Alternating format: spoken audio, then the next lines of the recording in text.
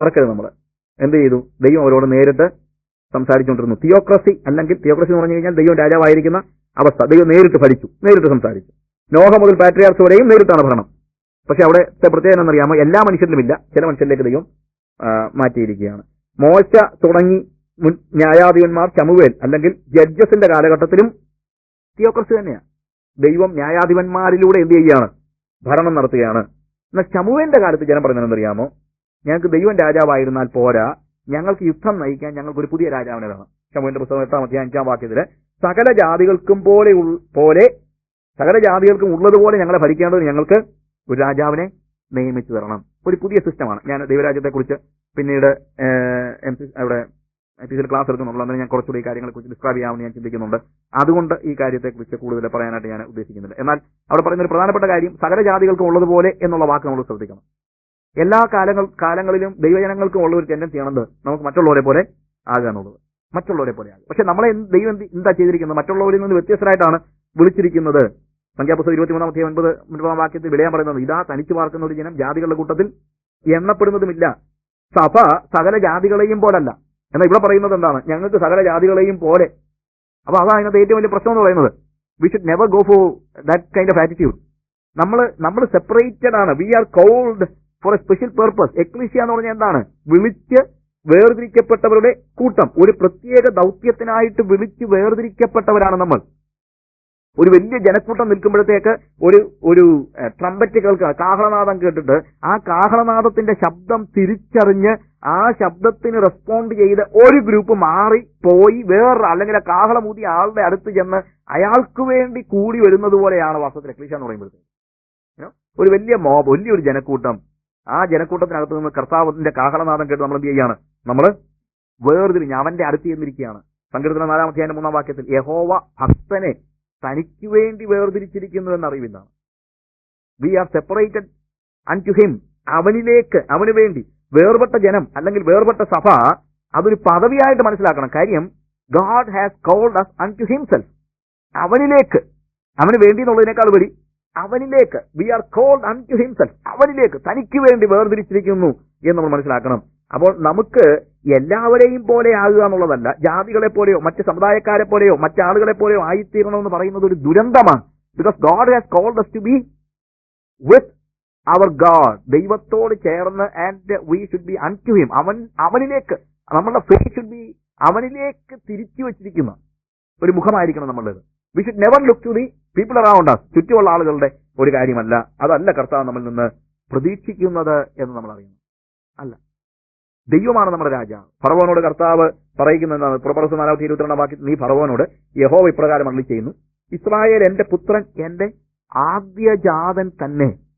He is my first bone. എന്നിട്ട് അർത്ഥം എന്നറിയാമോ? എനിക്ക് ശുശ്രൂഷ ചെയ്യുവാൻ എന്റെ പുത്രനെ വിട്ടയക്കണമെന്ന് ഞാൻ നിന്നോട് കൽപ്പിക്കുന്നു. എനിക്ക് ശുശ്രൂഷ ചെയ്യുവാൻ. That means we serve God and he is our king, our father, our king, and he is our master. അവൻ ആരാണ്? നമ്മുടെ രാജാവ്. നമ്മുടെ രാജാവ് ദൈവമാണ്. ആ ദൈവമാണെന്ന് അവിടെ പറയുന്നത്. ഇസ്രായേൽ എന്റെ പുത്രൻ, ഈസ് മൈ ഫസ്റ്റ് ബോൺ. എന്നെ സെർവ് ചെയ്യേണ്ടതിന്, എനിക്ക് ശുശ്രൂഷ ചെയ്യേണ്ടതിന് നമ്മളെന്താ ചെയ്യുന്നത്? നമ്മുടെ രാജാവിന് എന്ത് ചെയ്യാണ്? വി സെർവ് അവർ കിങ്, ഇല്ലേ? അപ്പോൾ നമ്മുടെ രാജാവ് ആരാണ്? യഹോവയാണ്. യഹോവ ന്യായാധിപന്മാരിലൂടെ തന്റെ ആത്മാവിനെ വ്യാപരിപ്പിച്ച് ഇസ്രായേൽ ജനത്തെ ഭരിക്കുകയായിരുന്നു. യഹോവയുടെ ആത്മാവ് ന്യായാധിപന്മാരുടെ പേരിൽ വന്നു. അവരെന്ത് ചെയ്തു? ന്യായപാലനം നടത്തി. ഇൻഫാക്ട് ആരാ ശരിക്കും ഭരിച്ചതാരാ? യഹോവ തന്നെയാണ് ഭരിച്ചത്. ഭരണം നടത്തിയത് യഹോവ തന്നെയായിരുന്നു. ഇസ്രായേലിന് അത് മനസ്സിലായില്ല. ഇസ്രായേലിനെ സംബന്ധിച്ചിടത്തോളം അവർക്ക് ആത്മീയ കാഴ്ചപ്പാടില്ല, അവർക്ക് എന്തോ നടക്കുന്നതെന്ന് അറിയത്തില്ല. അതുകൊണ്ട് അവർ ഈ മുന്നേ നിൽക്കുന്ന ആളുകളെ മാത്രമേ കണ്ടിട്ടുള്ളൂ. പുറപ്പാട് 32 അധ്യായത്തിൽ ഇവർ പറയുന്നു, ഞങ്ങളെ മിസ്രൈമിൽ നിന്ന് കൊണ്ടുവന്ന മോശ എന്ന ഈ പുരുഷൻ എന്തോ സംഭവിച്ചെന്ന് ഞങ്ങൾക്ക് അറിയത്തില്ല. ആരെ കൊണ്ടുവന്നു? ആരാ? യഹോവയെ കൊണ്ടുവന്നു. പക്ഷെ ഇവർക്കറിയാം. അപ്പൊ ഇവര് നോക്കുമ്പോൾ ആരെ മാത്രമേ കാണുന്നുള്ളൂ? മോശയെ മാത്രമേ കാണുന്നുള്ളൂ. എന്നതുപോലെ ന്യായാധിപന്മാർ ഭരണം നടത്തുമ്പോഴും അവര് ആരെ മാത്രമേ കാണുന്നുള്ളൂ? ന്യായാധിപന്മാരെ മാത്രമേ കാണുന്നുള്ളൂ. യഥാർത്ഥത്തിൽ ആരാണ് ഭരണം നടത്തുന്നത്? ദൈവമാണ്, യഹോവയാണ് ഭരണം നടത്തുന്നത്. മിദ്യാന്യരുടെ കയ്യിൽ നിന്ന് ഗിദെയോൻ അവരെ വിടുവിച്ച് കഴിഞ്ഞപ്പോഴത്തേക്ക് എല്ലാവരും കൂടെ ഗിദെയോന്റെ അടുത്ത് ചെന്നിട്ട് പറഞ്ഞു, നീ ഞങ്ങൾക്ക് രാജാവായിരിക്കണം, നിന്റെ മകനും അവന്റെ മകനും അങ്ങനെ തന്നെ, അല്ലേ? ജഡ്ജസ് ചാപ്റ്റർ 8:22 കാണുന്നത്. നീ ഞങ്ങൾക്ക് രാജാവായിരിക്കണം, നിന്റെ മകനോ എന്റെ മകനോ അങ്ങനെ തന്നെ. ഉടനെ ഗിദെയോൻ എന്താ പറയുന്നത്? ഞാനാകയില്ല, എന്റെ മകനുമാകയില്ല, യഹോവ അത്രയും നിങ്ങളുടെ രാജാവ്. യഹോവയാണ് നിങ്ങളുടെ രാജാവ്. അപ്പൊ ദൈവം രാജാവാണ്. ദൈവം രാജാവാണെന്ന് യാഥാർത്ഥ്യമായിരിക്കും ഇപ്പോൾ ജനം പറയുന്നത് ഞങ്ങൾക്ക് ദൈവം രാജാവായ അവസ്ഥയാണ്. അല്ല വേണ്ടത്. ഞങ്ങൾക്ക് എന്താ വേണ്ടത്? ഞങ്ങൾക്കൊരു സെപ്പറേറ്റ് രാജാവിനെ വേണം. ആ രാജാവ് ഞങ്ങളെ ഭരിക്കണം. ഒരു മനുഷ്യൻ ഞങ്ങളെ ഭരിക്കണമെന്നാണ് പറയുന്നത്. അപ്പോൾ ദൈവ ഭരണം തിയോക്രസിയും രാജഭരണം മോണോക്രസിയും തമ്മിലുള്ള ഒരു കോൺഫ്ലിക്റ്റ് അവിടെ കാണുന്നു. ദൈവഭരണവും രാജഭരണവും.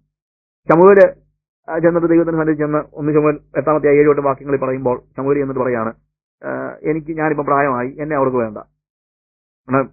ശമൂവേലിനോട് കർത്താവിനെ പറഞ്ഞു, ഇത് നിന്നെ അല്ല അവർക്ക് വേണ്ടാത്തത്, അവർക്ക് വേണ്ടാത്തത് എന്നെയാ.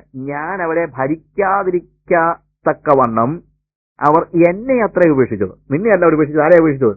എന്നെ അത്ര. കാര്യം നിന്നിലൂടെ ആരാ ഭരണം നടത്തിക്കൊണ്ടിരുന്നത്? നീ അല്ലല്ലോ ഭരണമൊക്കെ നടത്തിക്കൊണ്ടിരുന്നത്. ആരാ ഭരണം നടത്തിക്കൊണ്ടിരുന്നത്? ഞാനാണ് ഭരണം നടത്തിക്കൊണ്ടിരുന്നത്. പക്ഷെ ഇപ്പോൾ അവർ പറയുന്നത് ഞാൻ അവരെ ഭരിക്കണ്ട എന്നാണ്. അപ്പോൾ ദൈവം രാജാവായിരിക്കാതെ വണ്ണം ദൈവരാജ്യം. ഒന്നാമത്തെ കാര്യം ഇവിടെ. എന്നിട്ട് ശമൂവേലിനോട് കർത്താവ് പറയാണ്, നീ ജനം എന്തോ നിങ്ങൾ പറയുന്നു അത് നീ അങ്ങ് ചെയ്തു കൊടുത്തേരെ. അപ്പൊ ദൈവരാജ്യത്തിന്റെ ഒരു പ്രത്യേകത അത് അടിച്ചേൽപ്പിക്കപ്പെടുന്ന രാജ്യമല്ലെന്നുള്ളതാണ്. മറ്റെല്ലാ രാജ്യത്തിലും രാജാവ് പ്രജകളെ നിശ്ചയിക്കുകയാണ്. കാര്യം എന്റെ പവർ കൊണ്ട് ഞാൻ പ്രജകളെ ഉണ്ടാക്കുകയാണ്. പക്ഷെ ദൈവരാജ്യത്തിന്റെ പ്രത്യേകത എന്നറിയാമോ? ദൈവരാജ്യത്തിൽ പ്രജകൾ രാജാവിനെ നിശ്ചയിക്കുകയാണ്. ദൈവം എന്നെ ഭരിക്കണോ വേണ്ട എന്നുള്ള ആരാ തീരുമാനിക്കുന്നു? ഞാനാ തീരുമാനിക്കുന്നു. എന്നെ സാത്താൻ ഭരിക്കണോ എന്നെ ദൈവം ഭരിക്കണം എന്നുള്ളത് ഞാനാ തീരുമാനിക്കുന്നു. അപ്പൊ ഞാൻ ദൈവത്തോട് നീ എന്നെ ഭരിക്കണ്ടെന്ന് പറഞ്ഞു കഴിഞ്ഞാൽ ദൈവം ചെയ്യത്തില്ല. വാളും കുന്തവും കൊണ്ട് എന്നെ വന്ന് ഉപദ്രവിക്കത്തില്ല. ഞാൻ ഏൽപ്പിച്ചു കൊടുക്കണം. ഞാൻ ഏൽപ്പിച്ചു കൊടുക്കുമ്പോഴാണ് ഭരിക്കുന്നത്. പിന്നീട് അവിടെ നമ്മൾ കാണുന്നതെന്ന് അറിയാമോ? അവിടെ നമ്മൾ വി സി കിങ്സ്, രാജാക്കന്മാർ, രാജഭരണം നടത്തുന്ന ആളുകൾ, അല്ലെങ്കിൽ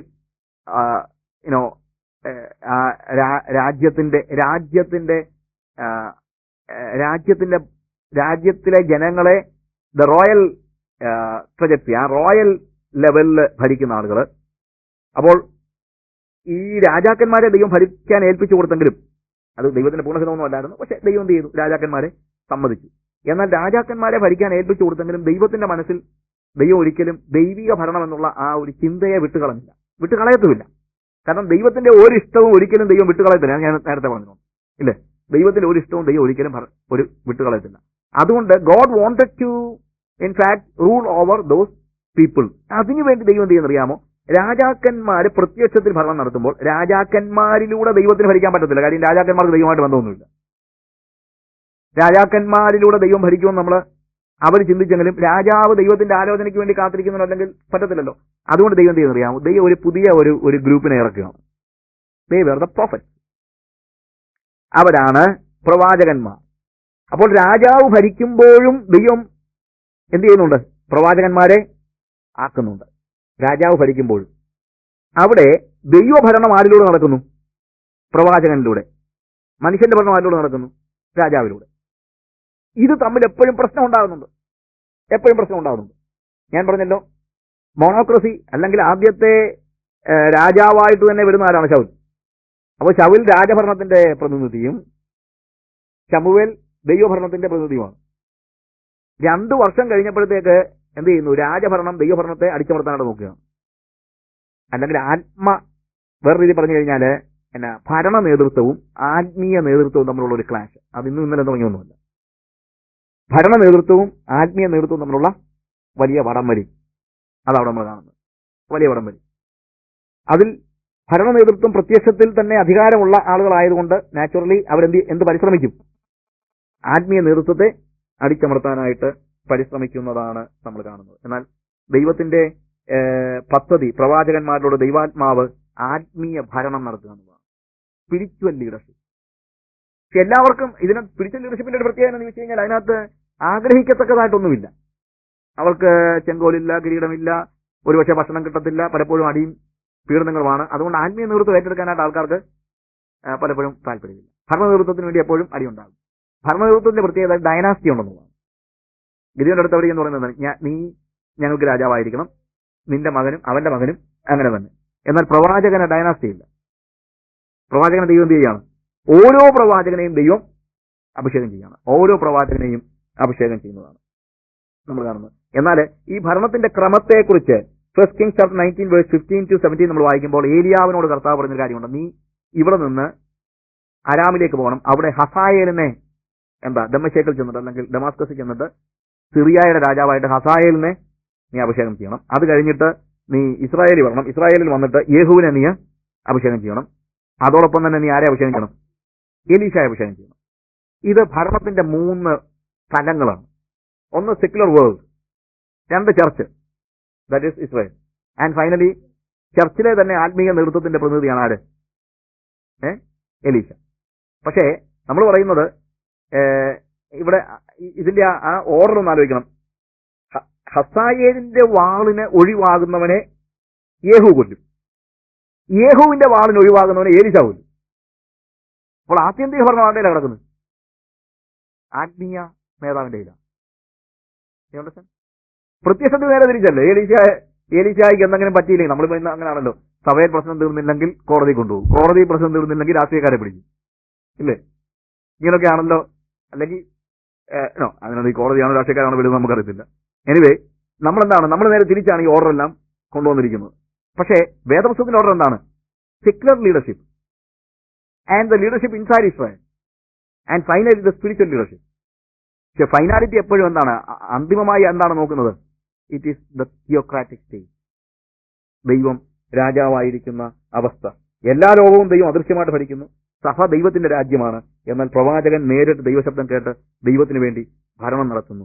പ്രവാചകൻ ദൈവത്തിന്റെ ശബ്ദം നേരിട്ട് കേൾക്കുന്നു. Thus says the Lord. യഹോവ ഇപ്രകാരം അരുളി ചെയ്യുന്നു. ഞാൻ ഇങ്ങനെ പെട്ടെന്ന് മറിഞ്ഞു കുറിച്ചങ്ങ് പോവുകയാണ്. Thus says the Lord. പ്രവാചകൻ എഴുന്നേറ്റു എന്ന് പറയാണ്. യഹോവ ഇപ്രകാരം അരുളി ചെയ്യുന്നു.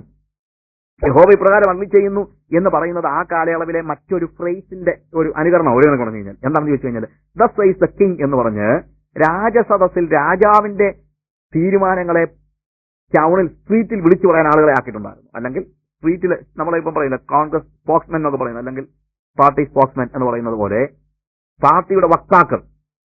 അപ്പൊ അവര് എന്ത് ചെയ്യുന്നു? പാർട്ടിക്ക് വേണ്ടി പുറത്ത് എന്നിട്ട് പറയാണ് ദസ് സേയ്സ് ദ കിങ്. അപ്പൊ ആരെങ്കിലും ചോദിക്കും അത് നിനക്ക് എങ്ങനെ അറിയാമെന്ന് ചോദിച്ചു കഴിഞ്ഞാൽ അവൻ പറയും, ഞാനും കൂടെ ഇരിക്കുമ്പോഴാണ് രാജാവ് ഈ തീരുമാനമെടുത്തത്, ഇല്ലേ? I was in that royal council and I heard what the king said. So I have all the right to say it, and the king has appointed me to say these things to you. അതാണ് അവന്റെ ഉൾബോധ്യം. Thus says the Lord എന്ന് ഒരു പ്രവാചകൻ വിളിച്ചു പറയുമ്പോൾ പറഞ്ഞതെന്നറിയാമോ? അവൻ പറയുന്നത് അപ്പൊ ആളുകൾ ചോദിക്കും അത് നിനക്ക് എങ്ങനെ അറിയാമെന്ന് ചോദിച്ചു കഴിഞ്ഞാൽ അവൻ പറയുന്നത്, I was in the divine council when God took this decision and God has appointed me to say these things to you. ഞാൻ ദൈവത്തിന്റെ ആലോചനാ സഭയിൽ. യെരമ്യാ പ്രവചനം 23-ാം അധ്യായം 16 മുതൽ 18 വരെയുള്ള വാക്യങ്ങളിൽ അതിന്റെ ഏറ്റവും ഒടുവിൽ 18-ാം വാക്യത്തിൽ പറയുന്നു. പ്രവാചകന്മാർ ഒത്തിരി കാര്യങ്ങൾ പറയുന്നുണ്ട്. യെരമ്യാ ചോദിക്കുകയാണ്, ഇതിൽ ആരാണ് ഈ കാര്യം പറയുവാൻ യോഗ്യനായിട്ട് ദൈവത്തിന്റെ ആലോചനാ സഭയിൽ നിന്നവൻ ആര്? യഹോവ ഇപ്രകാരം അരുളി ചെയ്യുന്നു എന്ന് കള്ളപ്രവാചകന്മാർ പറയുമ്പോൾ യെരമ്യാ ചോദിക്കുക, who can say that I was in the divine council to say these things? പ്രിയമുള്ളവരെ, ദൈവത്തിന്റെ ഡിവൈൻ കൗൺസിലിൽ നിൽക്കുവാൻ കഴിയുന്നവനാണ് ദൈവത്തിന് വേണ്ടി പുറം ലോകത്തിന്റെ അടുത്ത് യഹോവ ഇപ്രകാരം അരുളി ചെയ്യുന്നു എന്ന് പറയാൻ കഴിവുള്ളവൻ. So what is needed is എന്താണ്? ദൈവത്തിന്റെ ആലോചനാ സഭയിൽ നിൽക്കുക. ദൈവത്തിന്റെ ആലോചനാ സഭയിൽ യഹോവ ഇപ്രകാരം അരുളി ചെയ്യുന്നു എന്ന് പറയാൻ വേറെ ആർക്കും അവകാശമില്ല. ദൈവത്തിന്റെ ആലോചനാ സഭയിൽ നിൽക്കുക. ഈ നാബി എന്ന് പറയുന്ന വാക്ക്, പ്രവാചകൻ എന്ന് നമ്മൾ പറയുമ്പോൾ നാബി എന്ന് പറയുന്ന ഒരു വാക്കാണ് ട്രാൻസ്ലേറ്റ് ചെയ്തിരിക്കുന്നത്. നമ്മൾ ഈ അറബിക്കിൽ നബി എന്നൊക്കെ പറയുന്നത്. നാബി എന്ന് പറഞ്ഞു കഴിഞ്ഞാൽ അർത്ഥം മറ്റൊന്നുമല്ല, speaking on behalf of somebody else എന്നാണ്. വേറൊരാൾക്ക് വേണ്ടി സംസാരിക്കുക എന്നുള്ളതേ ഉള്ളൂ. നമ്മളെ സംബന്ധിച്ചിടത്തോളം പ്രവചനം എന്ന് പറയുമ്പോൾ നമ്മുടെ മനസ്സിൽ പെട്ടെന്ന് വരുന്നത് ഫോർടെല്ലിംഗ് ആണ്. What is going to happen, എന്താണ് സംഭവിക്കാൻ പോകുന്നത്. പക്ഷേ വേദപുസ്തക പ്രകാരം പ്രവചനം എന്ന് പറയുന്നത് ഫോർടെല്ലിംഗ് അല്ല, fourth telling, speaking on behalf of somebody, വേറൊരാൾക്ക് വേണ്ടി സംസാരിക്കുകയാണ്. അതാണ് വാസ്തവത്തിൽ ബിബ്ലിക്കൽ പ്രൊഫസി എന്ന് പറയുന്നത്. What does it mean? I speak on behalf of God, that is prophecy. മോശ കർത്താവിനോട് പറഞ്ഞു, കർത്താവെ ഞാൻ തടിച്ച നാവുള്ളവനാണ്, അതുകൊണ്ട് എനിക്ക് ഫറവോന്റെ അടുത്ത് നിന്ന് സംസാരിക്കാൻ കഴിയത്തില്ല. പുറപ്പാട് പുസ്തകം 3-ാം അധ്യായം